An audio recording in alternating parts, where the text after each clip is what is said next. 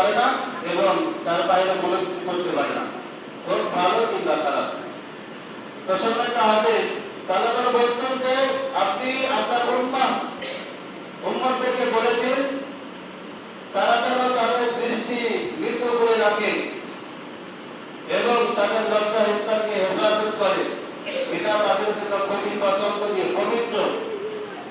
নিঃসন্দেহে তারা যা করে সে সম্বন্ধে আল্লাহ তাআলা অবহিত আছেন। আরেকটা আয়াতে কারিমার ভিতরে আল্লাহ বলেছেন যে নিশ্চয়ই কান, চোখ ও অন্তর এগুলি প্রত্যেকটা সম্পর্কে কি কাজে ব্যয় করেছে সে সম্পর্কে জিজ্ঞাসা করা হবে। তোমার কান খারাপ কিছু শুনলো,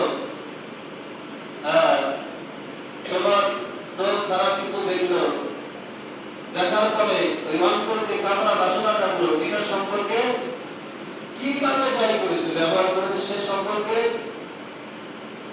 জিজ্ঞাসিত করা হবে, জিজ্ঞাসা করা হবে। না সার দেবে, সার দেবে না। যদি ভালো না হয় আলোচনা করে দিতে ভালো, আর মন্দ না হলে মন্দ। যার যারা হিসাব আল্লাহ তাআলা দিবেন। এই জন্য সাবধান, যে বর্তমান যে জামানা চলছে এই জামানায় আমরা কেউ ওই ঠান্ডা থেকে কেউ নিস্তার পাবো না। কথা কি বলছেন? যে জামানা করছে এই জামানার ভিতরে কেউ আমরা নিস্তার পাবো না। আল্লাহ রাসূল সাল্লাল্লাহু আলাইহি ওয়াসাল্লাম চতুর্থ খলিফা হযরত আলী কারিমুল্লাহ রাসূল আলীকে বললেন যে হে আলী, প্রথম দৃষ্টির পরে আর দৃষ্টি দিবে না। প্রথম দৃষ্টি যেহেতু তোমার অজান্ত হয়ে গেছে, দ্বিতীয়বার দৃষ্টির প্রয়োজন নাই, দেওয়া যাবে, তাহলে গুনাহ হবে। প্রথম দৃষ্টিতে গুনাহ হবে না, তো অজান্ত হয়ে গেছে।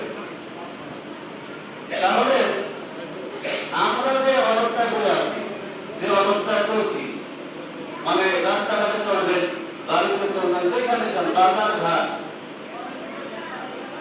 যে অবস্থা শুরু হয়ে গেছে, আমরা তো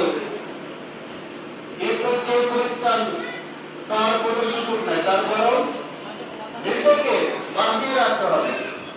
কেন?